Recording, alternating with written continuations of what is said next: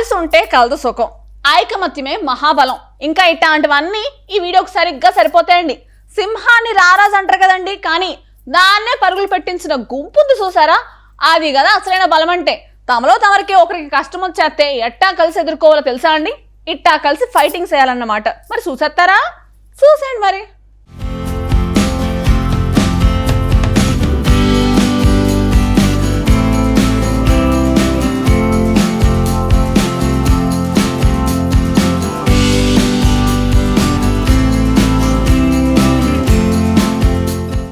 సింహం అంటే అడవికి రారాజు.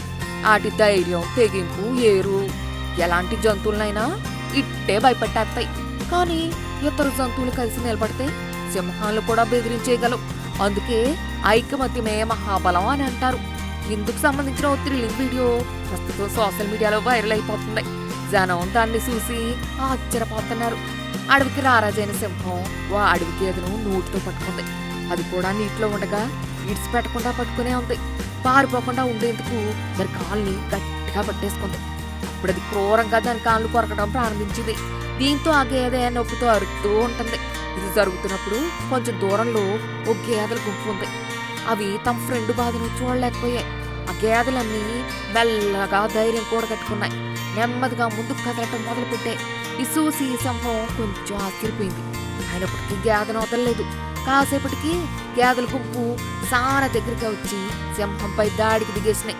అంతే, దెబ్బకది ఆ గేదెను విడిచిపెట్టి పారిపోయింది. ఈ వన్యప్రాణుల వీడియో సోషల్ మీడియాలో సెక్కలు కొడుతుంది. 37 సెకండ్ల వీడియోని ఇప్పటికి చాలా మంది వీక్షించారు. నెటిజన్లో కొంతమంది గేదెల ధైర్యానికి సెల్యూట్ చేయగా, మరికొందరు జట్టు కృషితో ఏదైనా సాధ్యమే అని కామెంటింగ్ చేశారు.